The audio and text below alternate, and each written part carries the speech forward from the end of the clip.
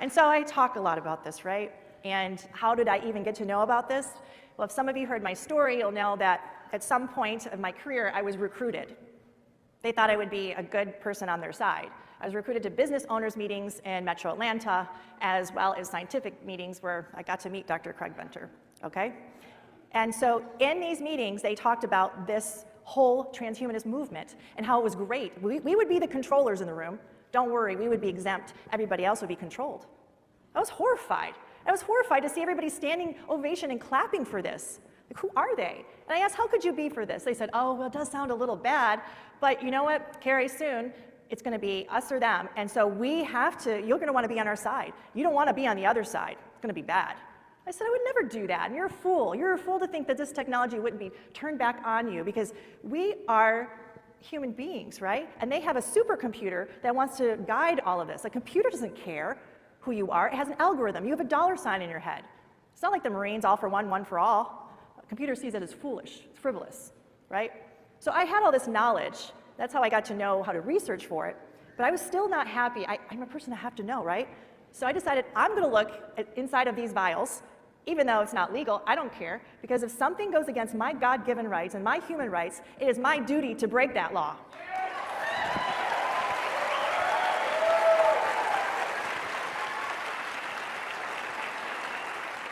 This is our world, our planet, our children, our bodies. Don't give it away. It's ours, right? So this is one of the pictures of Moderna. I put 2 drops on a glass slide. I had a compound microscope. That's it, guys. You could get it easily, 300 bucks. And I had a white light going up on the middle and a glass top on the very top. And that's it. I waited 2 hours. And it was translucent at first, and all of a sudden, colors appeared. Vibrant purples, blues, reds, greens. I'm like, I've never seen this chemical reaction. There was no chemical reaction, right?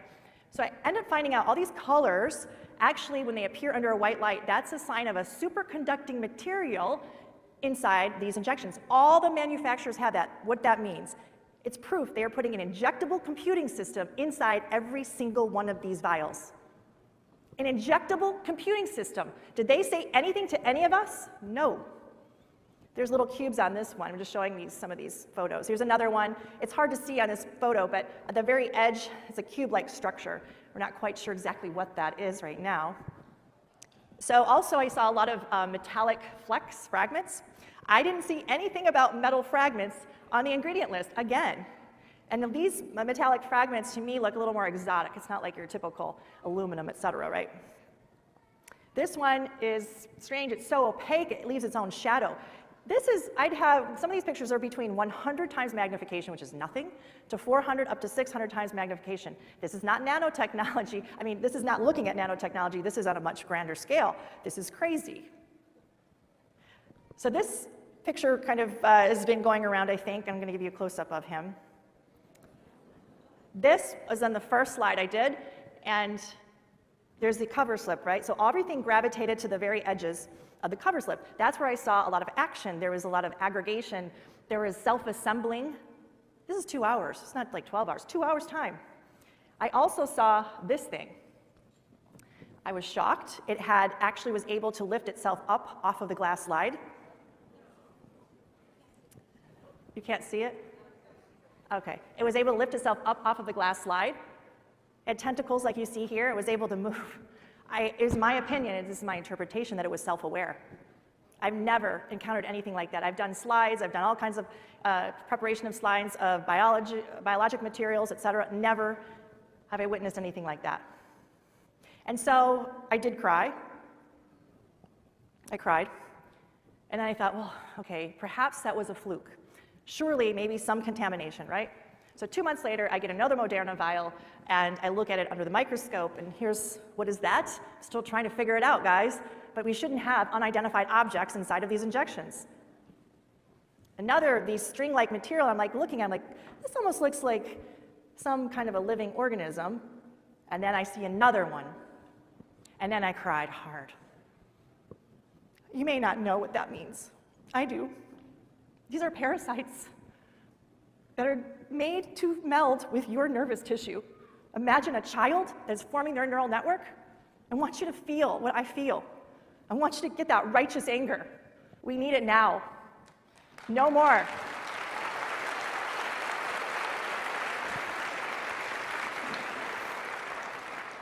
Guess what else it can do? The tentacles, it's called Hydra vulgaris. The tentacles have the ability to give a paralyzing, a venomous, or a toxic reaction. Wow, it sounds like something else I read, right? Why would they want that? Well, Hydra vulgaris is actually a organism, and I don't know what that is. It's an organism that is immortal in the lab. It can continually renew itself. If you chop it up into tiny pieces, put it in a petri dish, it will actually self-assemble itself back over and over and over again innumerable times. It'll make itself anew. If you chop off a tentacle, 3 more will grow. And the transhumanists love this organism. They think it's fantastic. Again, that was 100 magnification, I'm sorry, the last one. So this is the edge of the cover slip. There's a lot of debris, kind of graphene-like material, and then we start to see a lot of ring structures in here. Now this one is with the Johnson & Johnson vial. Let me get to so again, ring-like structures, what they are is they appear to be delivery systems. So they'll start like this and they get bigger, bigger, bigger, they thin themselves out. A gelatinous material extrudes from it like a hydrogel, okay? And then this was like a bundle of cells growing. What are those cells? We don't know. We need to analyze them. What kind of cells are being injected into people? A crystalline structure, little crystals. Like literally this is like a kitchen sink, dirty kind of experiment going on. These are iridescent silicon-like wafers. If they pile on top of each other, they can make their own circuitry boards. Hydrogel, it's a gelatinous material here. Again, more hydrogel with more of these spheres, these rings. So I saw them in all the manufacturers, all of them. So no one is different than another. I don't care if they come out with a new one, guys. Don't ask me if it's safe to take it. They're all bad.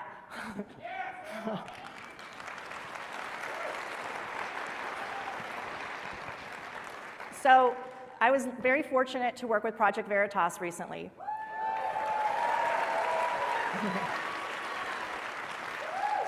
So bravo, right? They're amazing, patriots. Another round of applause.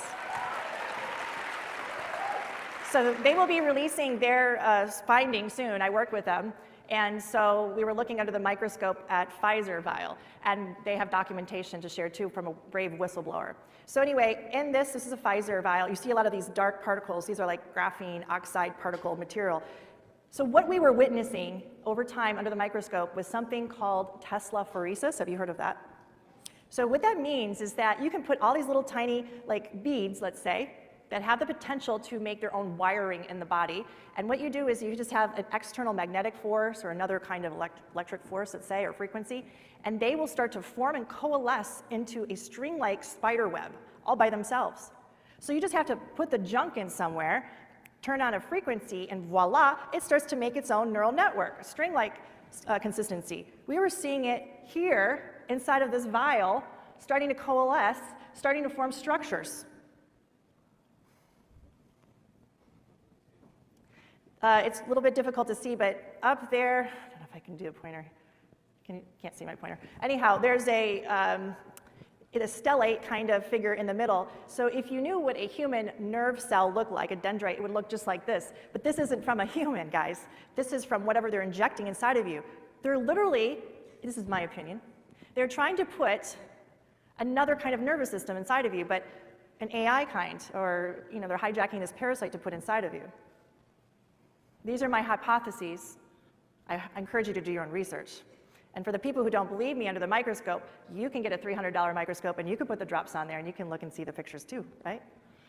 So this is another organism. We see this over and over. This would be like a polypodium or a Hydra vulgaris organism. Again, we see this over, over, over. It's not a mistake. It's in different states, multiple vials, multiple batches, multiple times.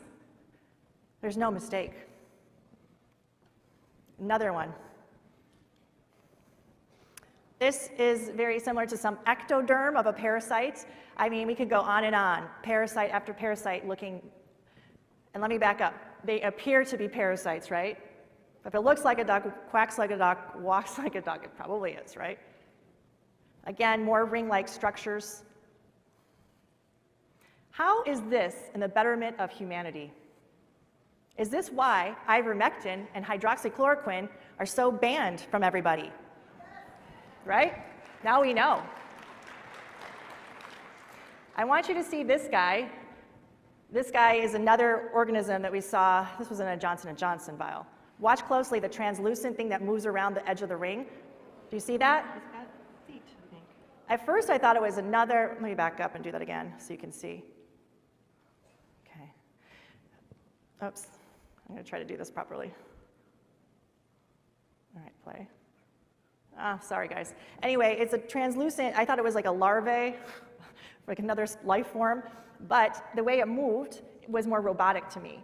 This could be a nanobot. We don't know. I'm showing you pictures, and I think you don't have to have a science degree. You don't have to have a medical degree to know that should not be in any human body injected into our children, our babies, and us.